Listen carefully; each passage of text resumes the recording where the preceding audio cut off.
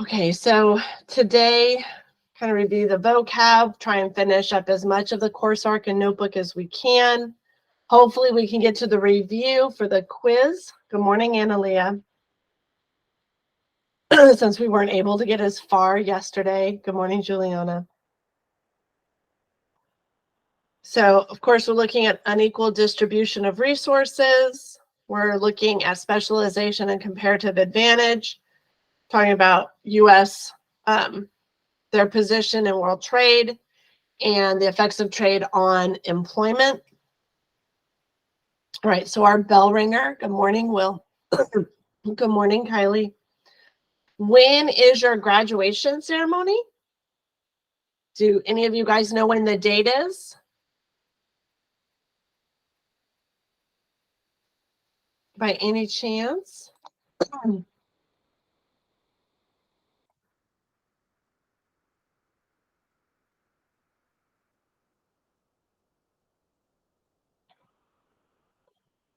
Anybody? Good morning, Magdalene. Does anybody know when your graduation ceremony is? Like the date, the time, even where?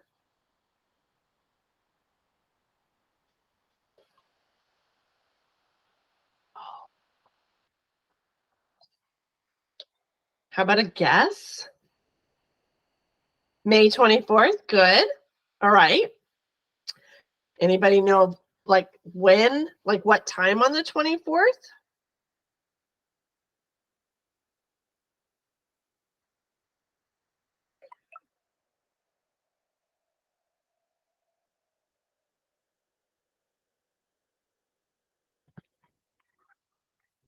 Anybody?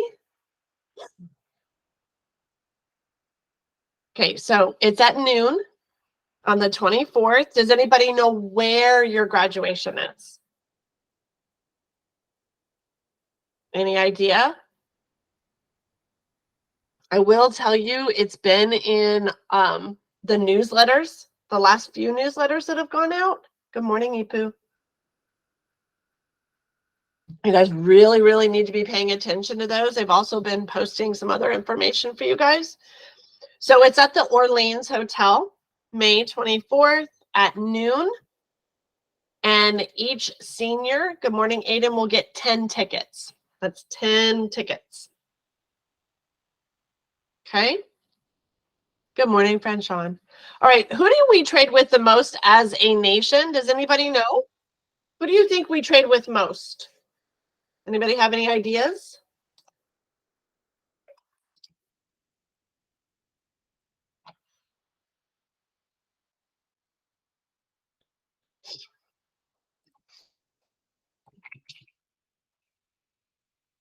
Anybody? Good morning, Gabriel. Who do you think we trade with the most?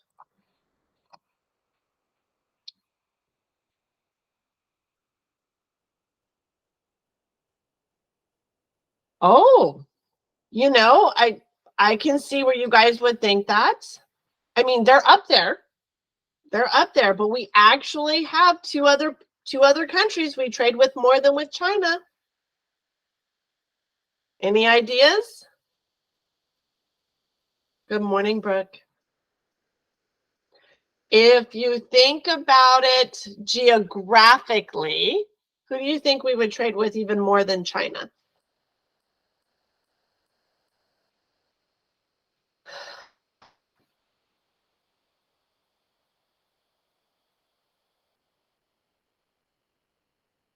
Canada. That's who we trade with the most. Canada's number one. Mexico is number two. China is number three. Good. Good. All right, guys. So, obviously we actually have to work on even more than questions 8 through 10. So if you guys can open up your module 9 lesson 6 course arc and your notebook, we are on the absolute and comparative advantage page in our course arc. We only got through absolute advantage, so we need to go to comparative advantage.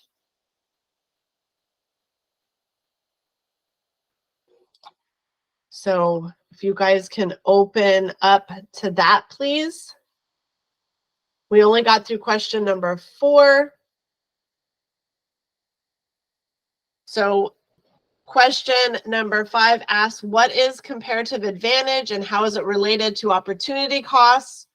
We know comparative advantage, a country has a comparative advantage in the product that it can produce most efficiently given all the products it could choose to produce. Remember the shoes in China versus the planes in the US. It is the nation with a comparative advantage, not necessarily the one with the absolute advantage, that should specialize in producing a good. According to the law of comparative advantage, a nation is better off when it produces goods and services for which it has a comparative advantage. Each nation can then use the money it earns selling those goods and services to buy those that it cannot produce as efficiently. And then when it talks about opportunity cost, it was looking at this one up here with the shirts, Carlos and Jenny, and the birdhouses. Carlos's opportunity cost, in an hour, Carlos can make either 6 shirts or 2 birdhouses. He therefore sacrifices either 3 shirts for every birdhouse or a birdhouse for every 3 shirts. Okay. The opportunity cost of a t-shirt is 1/3 of a birdhouse. Jenny's opportunity cost in an hour is 1/3, or you can either make 1 t-shirt or 1 birdhouse. Okay. So according to the law of comparative advantage, each person should produce a good for which he or she has a lower opportunity cost than other producers. So Carlos's opportunity cost for producing a t-shirt is lower than Jenny's for 1/3 of a birdhouse versus Jenny's 1 birdhouse. So it's sensible for Carlos to produce t-shirts. Okay. So if we come to question number 5 in the notebook, and I'm not going to read this. I will put this in the chat, but I absolutely am not going to read it today, guys. There's just no way.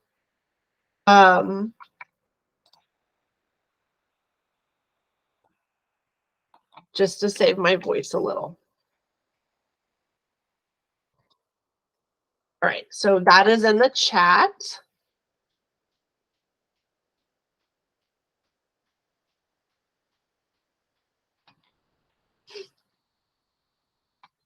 All right, so let's come back to mutual benefits of specialization.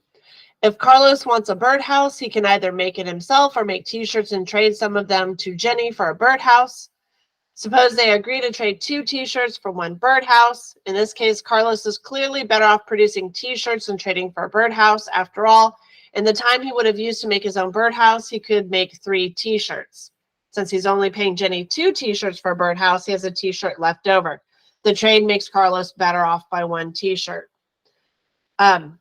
Jenny is also better off. She can make 2 birdhouses in the time she would need to produce 2 t-shirts for herself. Since she only pays 1 birdhouse to Carlos for 2 t-shirts, she still has 1 birdhouse left over. The trade makes better sense for her. So they each benefit from trade. Each person specializes in producing,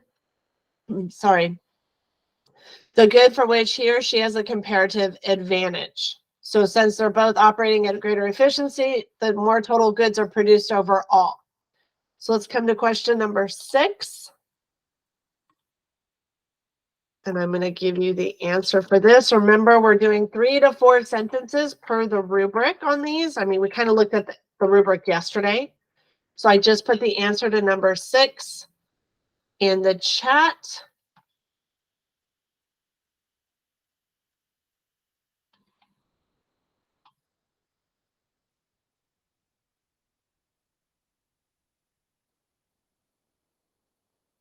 Okay.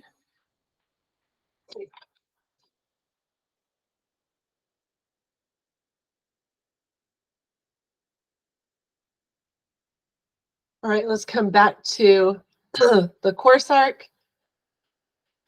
So these lessons can also be applied to trade between nations.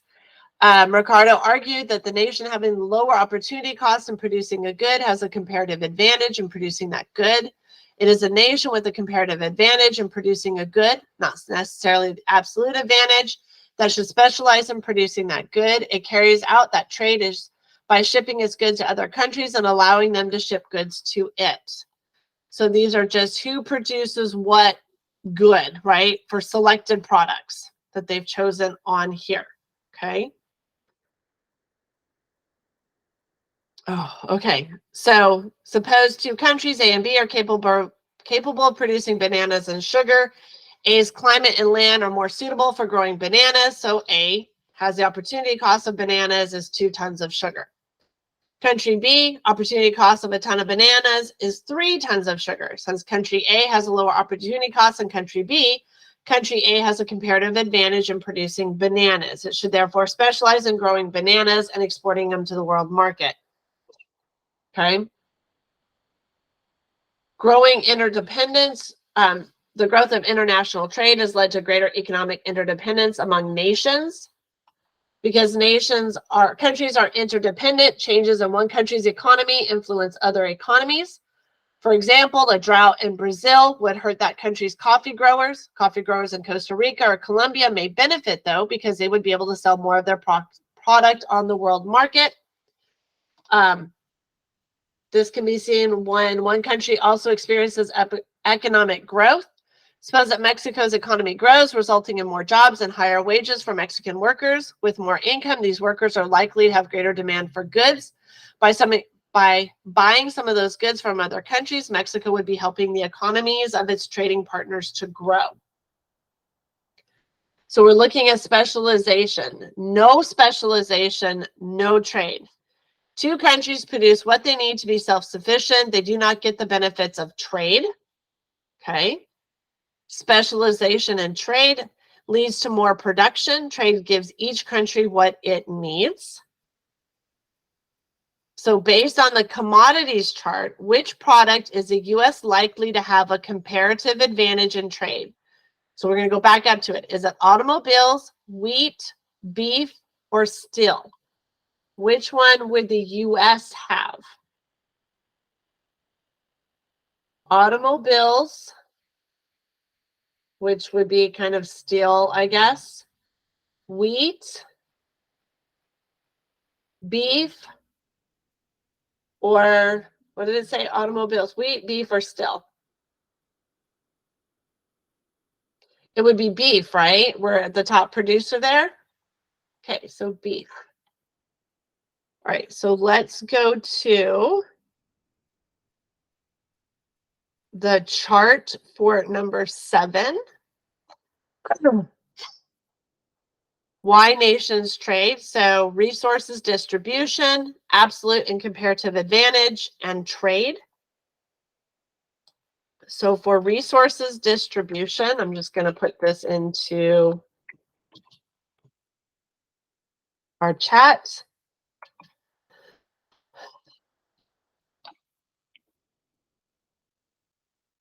Absolute and comparative trade, I'm going to put that into the chat.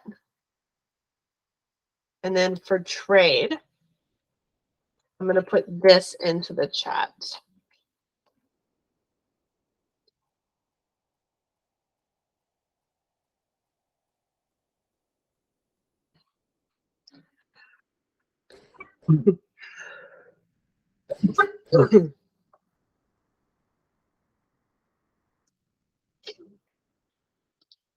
Okay, let's go on to the next.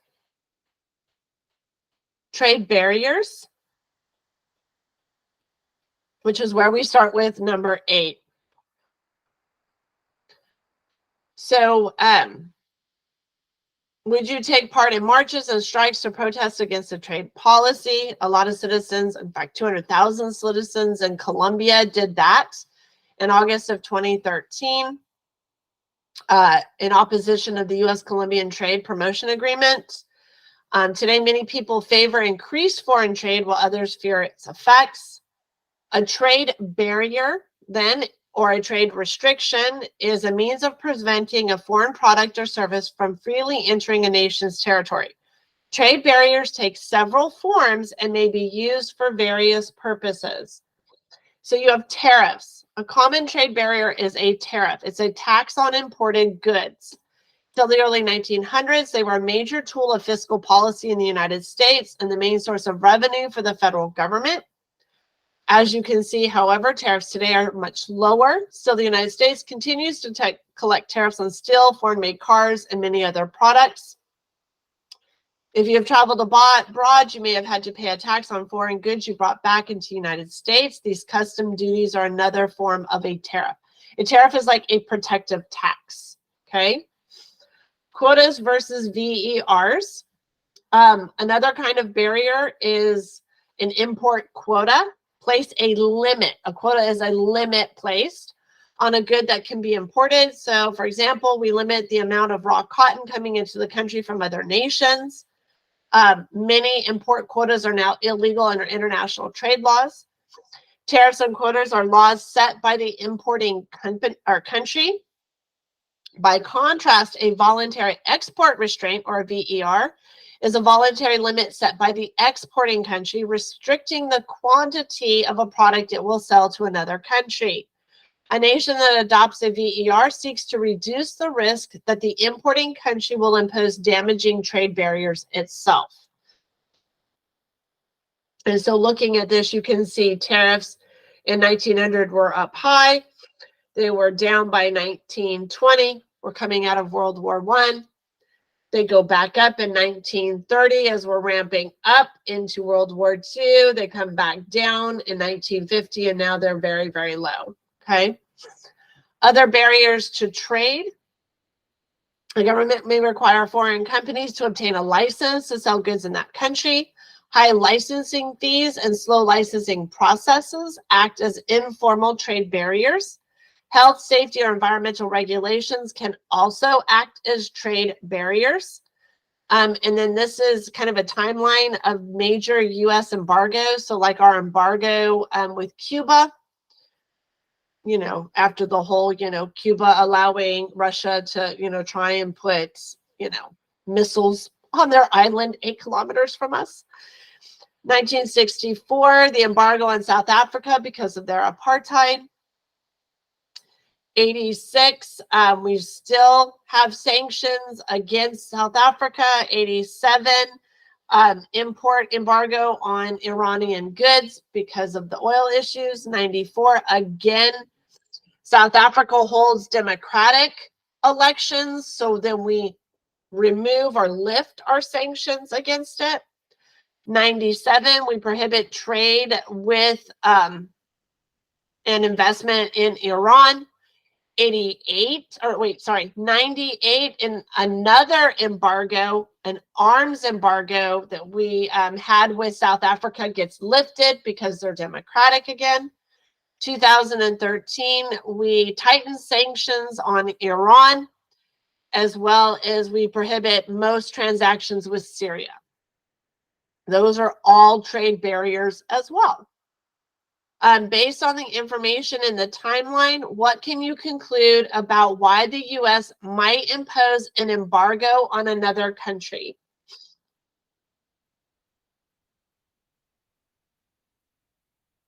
What do you see here? What are we trying to do?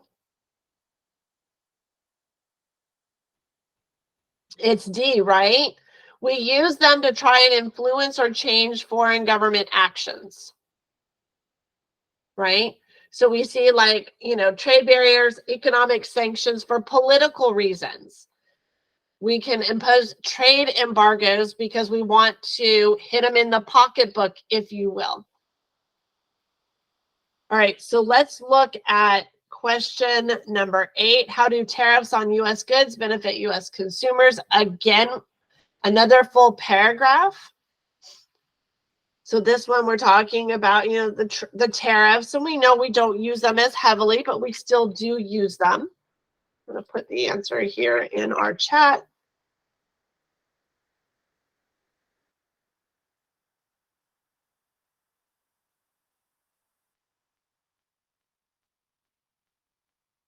Okay. All right, let's come back to trade agreements. So in opposition to protectionism is a principle of free trade. It involves a lowering or elimination of protective tariffs and other trade barriers between two or more nations. Supporters argue that free trade is the best way to pursue comparative advantage, raise living standards, and further cooperative relationships among nations. To encourage free trade, a number of countries in recent decades have signed international free trade agreements. Some of these pacts involve dozens of nations. Today's free trade movement began in the 1930s. The Smoot-Hawley Act caused a rapid decline in international trade. To encourage trade, Congress passed the Reciprocal Trade Agreements Act of 1934. It gave the president the power to reduce tariffs by as much as 50%. That law also allowed Congress to grant post or most favored nation, MFN, status to U.S. trading partners. Today, MFN status is called Normal Trade Relations Status, or NTR. All countries with NTR status pay the same tariffs, though imports from non-NTR nations may be taxed at a higher rate. In 1948, after World War II had disrupted world trade, many nations reached an agreement called the General Agreement on Tariffs and Trade, or GATT. Its goal was to reduce tariffs and stabilize world trade. In 1995, the WTO, or World Trade Organization, was founded with the goal of making global trade more free. The WTO works to ensure that countries comply with GATT, to negotiate new trade agreements, and to resolve trade disputes. Various conferences or rounds of tariff negotiations have advanced the goals of GATT and the WTO. For example, the Uruguay round of negotiations completed in 1994 decreased average global tariffs by about a third. So these are the opposing views on trade. Those who are for trade barriers, and this is those who are for trade agreements. So trade barriers, free trade. Today, the World Trade Organization acts as a referee, enforcing rules agreed upon by the member countries.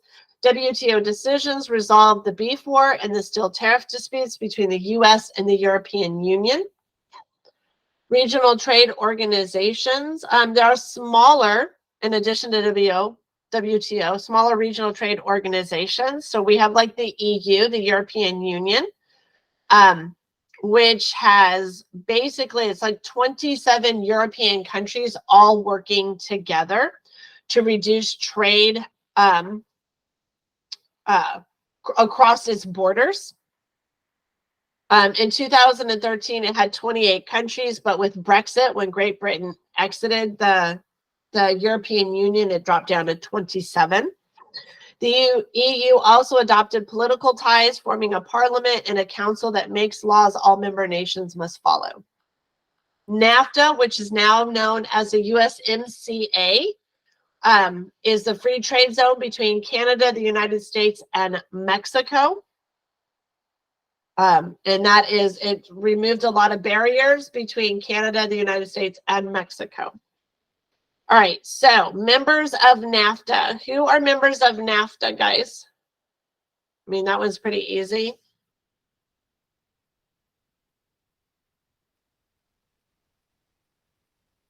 Canada, okay, so that's one. The USA. And then one more. One more. Mexico. Yep, there we go. All right, and then all the rest of them are part of the European Union. Okay, does everybody have that? Okay. So let's go on to question number 9. And it's asking about free trade agreements. Oops.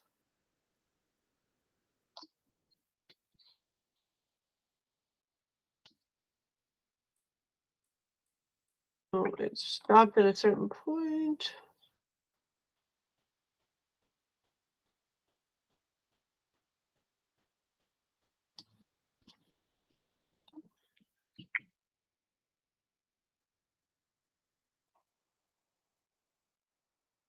Okay, so I have that in place in the chat for question number 9.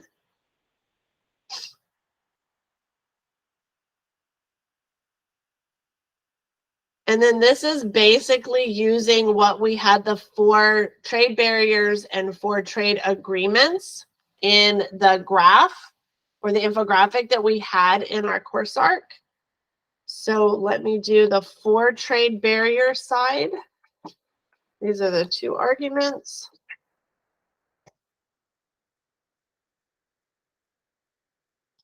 And then the 4 trade agreement side.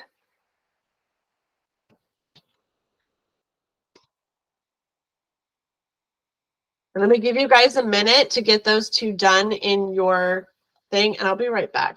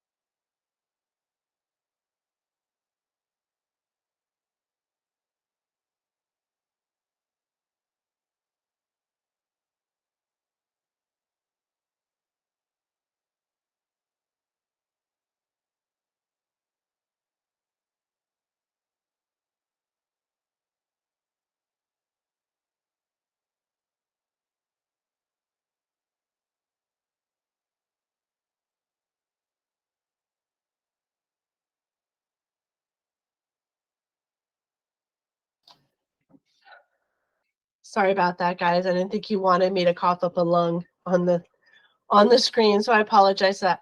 So hopefully you have that finished. We need to move to the next page. Are you guys ready? Give me a thumbs up if you guys are ready to move on to the next page. Okay. Oops, if I can find my little thingy. There it is. Okay.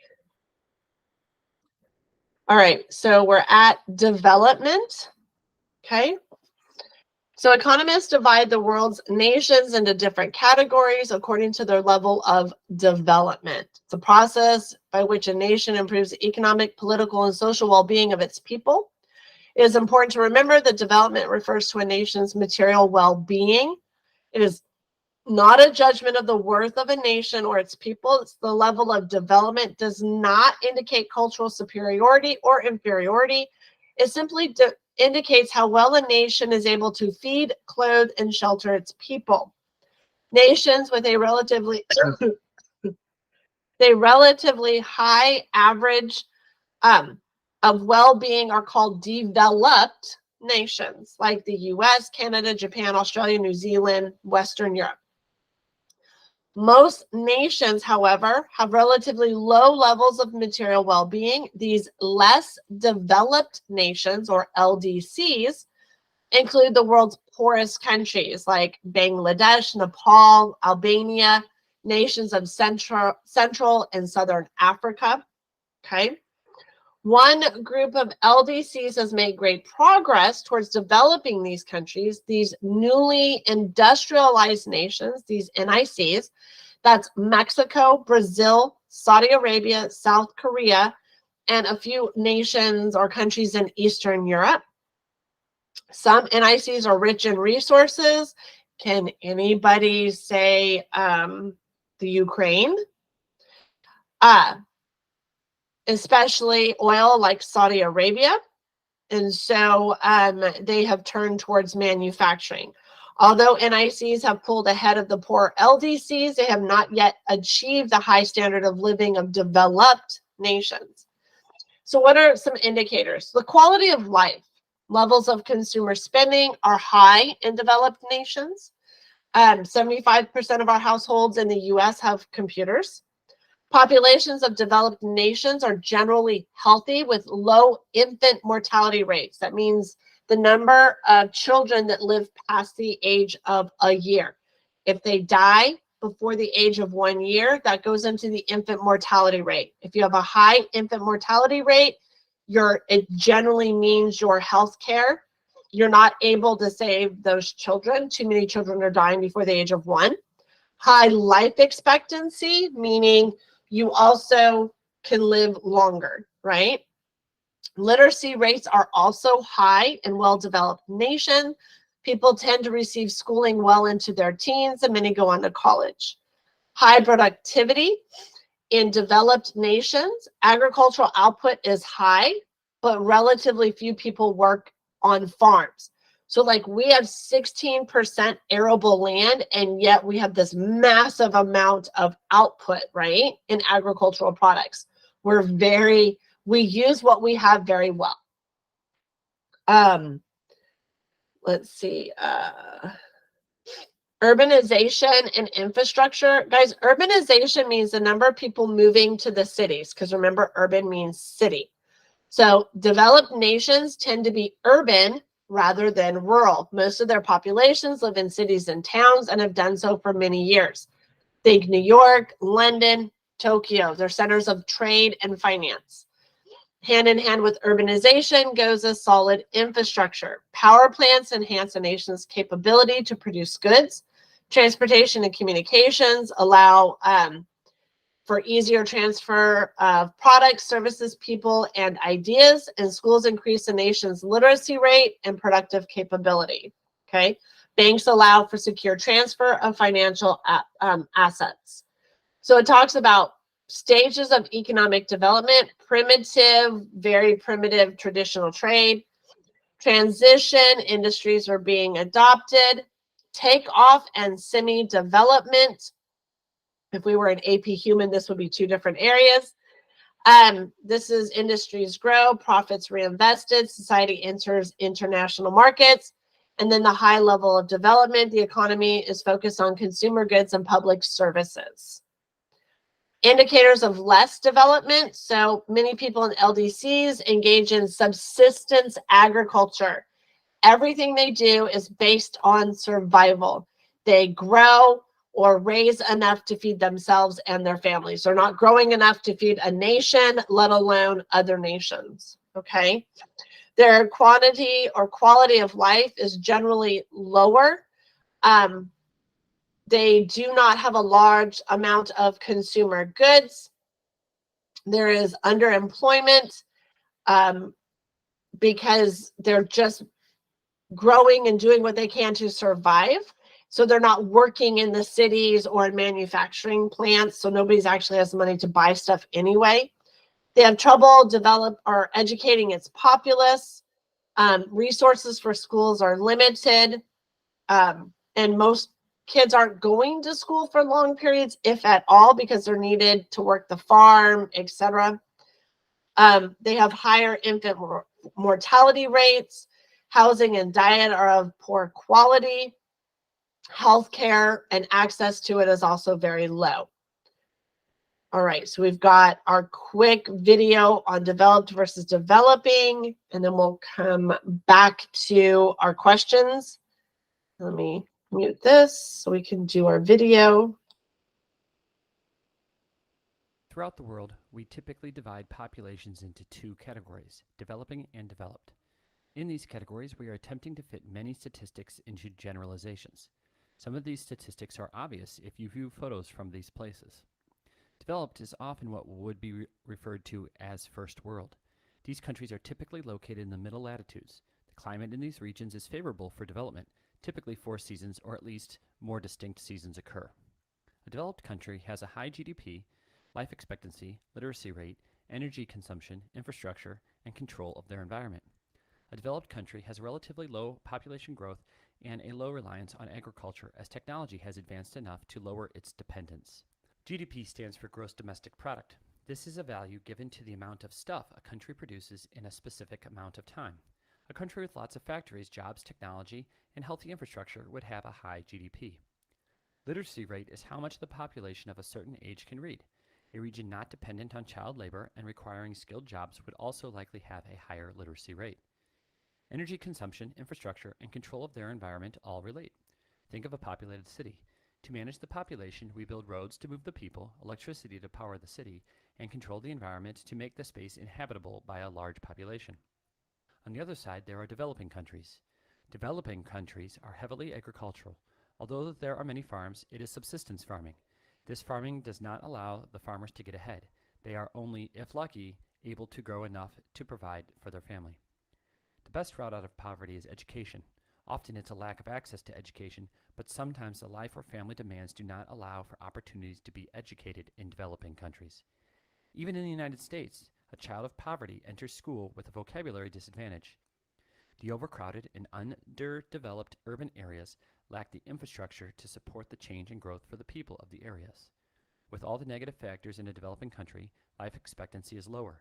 The life expectancy in the world is 71 years of age. In countries classified as developing, it drops to 64 and is in the mid-50s in many African countries. What truly separates developed and developing countries is a quality of life that allows for advancement and that development.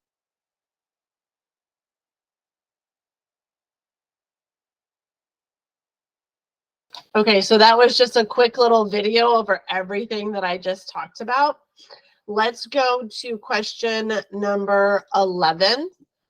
How did the economic advances made by developed countries help the newly industrialized countries make progress more quickly?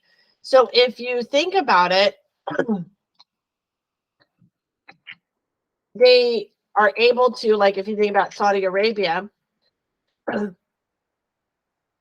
they are like able to have success. And so they make money, like with oil, Saudi Arabia, and then they bring that oil, that money from the trade of oil back into their country, and they start investing it back in their country's infrastructure, on roads, on cities, on sewer, on cell towers, on education, putting it back into like having especially in the Middle East, they have desalinization plants so that they can pull the salt out of the ocean water so they have drinking water, right? So they are able to use what they make and put it back into their country, which ultimately is just going to bring them up, right? So that is question number 11. And then question number 12. How does a less developed country with a traditional economy turn itself into a developed country? Well, obviously, in education, right? Increasing education is a huge hurdle to overcome towards development. With education, also having better health care can be a huge relief towards expanding the life expectancy in a country. Education helps the workforce to just not be manual labor, but also with industries towards advancement. Another obstacle to overcome are political factors like ensuring our independence. Many nations struggled during colonial rule. Also ensuring these governments are prompting free market activity. For example, nations that turn towards communism have a hard time starting new markets, and citizens don't really have an opportunity to start business ventures. So those are some ideas for question number 12. Let me see. This didn't copy.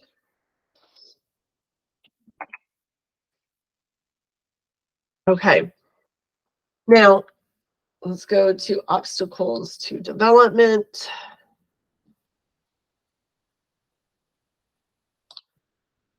All right. In parts of Africa, Asia, and Latin America, we know physical geography is an obstacle to development. Natural resources are not distributed equally throughout the world. Some lack mineral resources or fertile farmland, harsh temperatures, uncertain rainfall.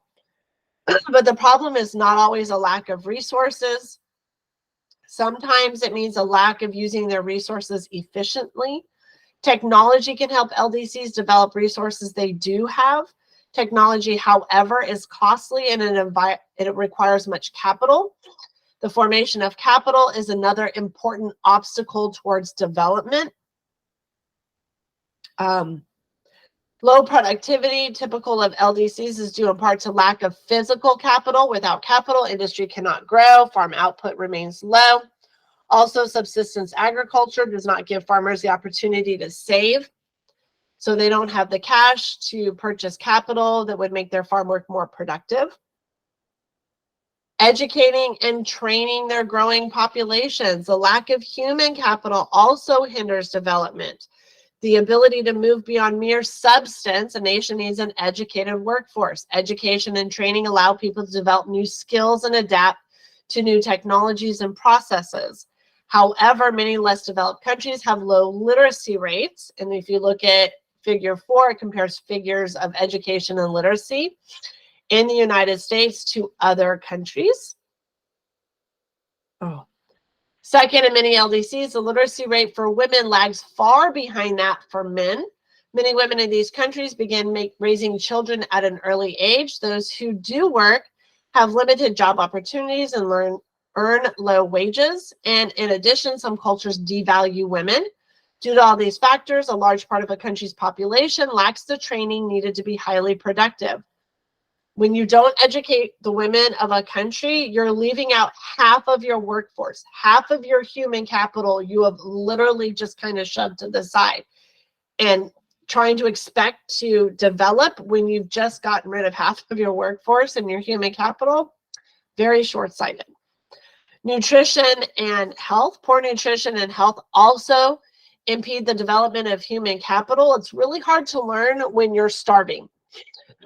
People in less developed countries suffer from malnutrition.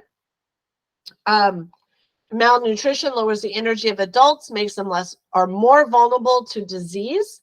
This can reduce your worker productivity. It slows the physical and mental development of children, which also then hurts their chances of being productive workers once they become adults. This poor sanitation can also lead to the spread of disease. Many poorer countries also have high infection rates of HIV, which then removes workers from the workforce of these countries. In addition, caring for these people and their families puts a strain on the resources of many LDCs. Money that could be spent on schools or infrastructure has then been devoted to healthcare or providing for orphan children. Here's the big one. Political obstacles.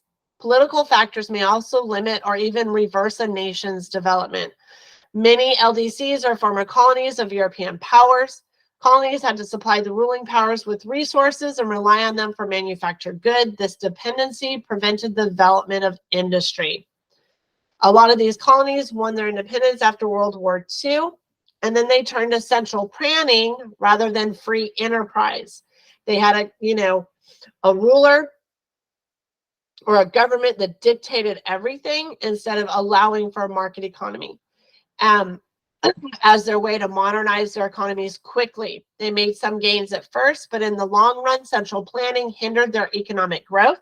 Many are now making the transition to free enterprise systems. Government corruption has also held back development in many LDCs. Some leaders have funneled huge sums of money into private accounts, allowing them to live luxurious lives while large numbers of their people remain poor. Guys, a lot of the money that they have been able to tunnel has come from like the United Nations, the WHO, and the United States. Civil war and social unrest have also plagued these countries. Think El Salvador, the Central African Republic, Syria, Nigeria. Years of fighting have left millions dead and a million more as refugees. Loss of workers, damage to resources and infrastructure can throw a nation's economy into chaos. Finally, economic policies in many LDCs have favored small minorities. In some countries, policies benefit city dwellers and not the rural majority. In some, leaders favor only one ethnic group. Think in Rwanda, the Tutsi and the Hutu.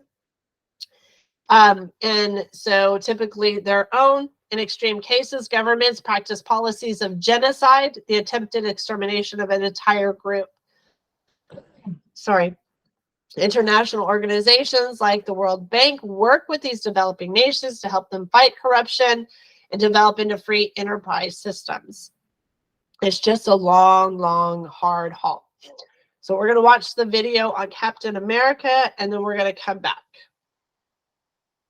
Give me a moment here. Hey Internet, how you doing? This is Jacob Clifford and welcome to the second season of Econ Movies. With sales over $12 billion, the Marvel Cinematic Universe is the highest grossing film franchise of all time. Instead of talking about how these guys and actually girls, are a cash cow for Disney, let's analyze the economics in the MCU, and let's start with Captain America, the First Avenger.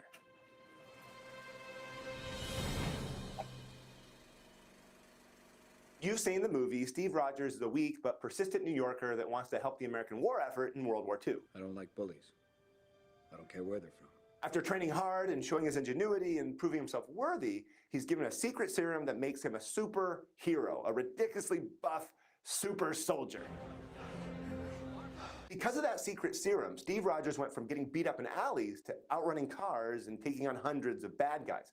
From an economic perspective, that serum drastically improved his productive capacity. He is just way more productive than he was before. Obviously, Cap's not real, but this idea of a massive change in American production in World War II is real. Now, the US was a major economic world player since the late 1800s, but it wasn't until World War II that it became a global superpower, a ridiculously buff economic super soldier. The movie suggests that Americans and the Allies won the war because they had better soldiers. Wars are fought with weapons, but they are won by men. We are going to win this war because we have the best men. But German and Japanese soldiers were equal to, and some say even superior to, American ones.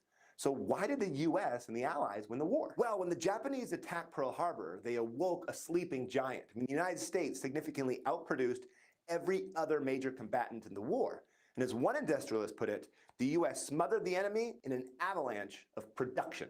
These workers in these great plants are the miracle men and women of production. And after the war, Americans continued to see growth as they turned their production efforts away from guns and towards butter. Do not understand. I do. I understood that reference. But of course, there's still a bunch of poor countries, but there's an entire field of economics dedicated to creating policies to improve underdeveloped economies. Basically, they're trying to find the secret serum that'll spur growth and reduce poverty. The field is called developmental economics. But economies, they don't get buff all at once, and there's almost always growing pains. For example, India recently conducted an incredible experiment designed to modernize their economy. In late 2016, the Prime Minister of India unexpectedly outlawed 85% of the country's cash currency, specifically the 500 and 1,000 rupee banknote. This is called demonetization. It's like if the US government came out and said, listen, in 8 weeks, $5 bills and $20 bills are no longer valid. You can't use them. You got to turn them in. So is it the act of a deranged madman or a brilliant scientist? Well, one thing is for sure, it was extremely painful. I mean, people that were accustomed to the cash-based economy had to wait in line for hours to open up bank accounts and deposit the soon-to-be worthless currency. Now, if you didn't turn it in time,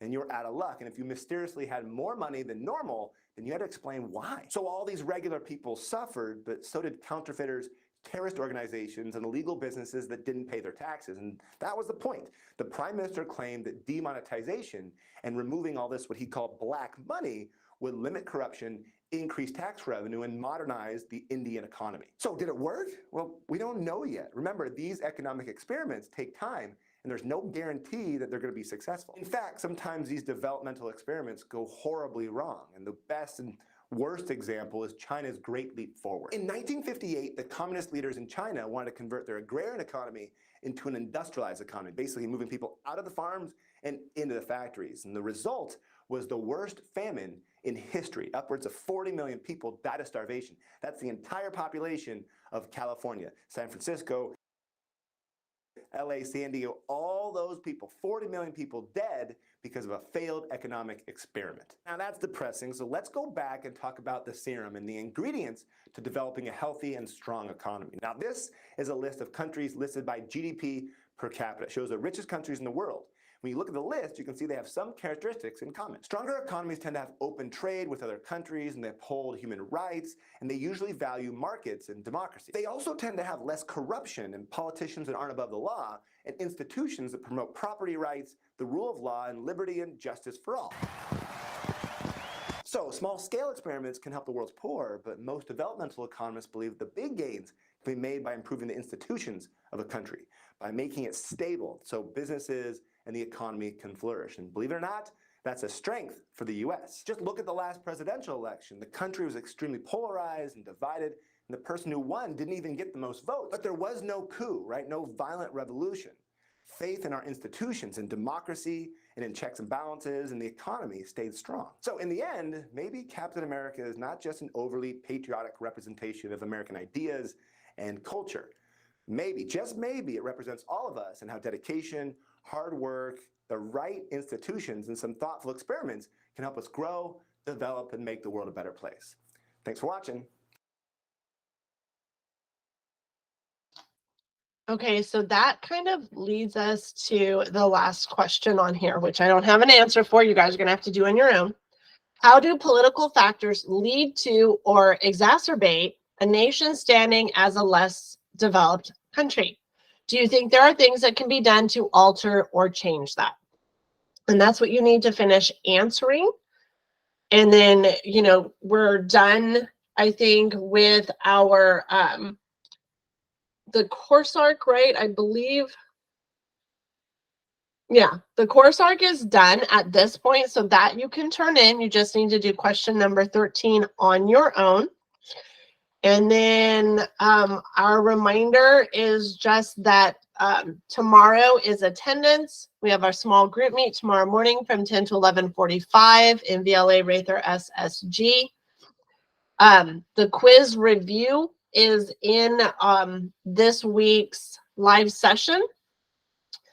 And that is it. We are done with Module 9, Lesson 6.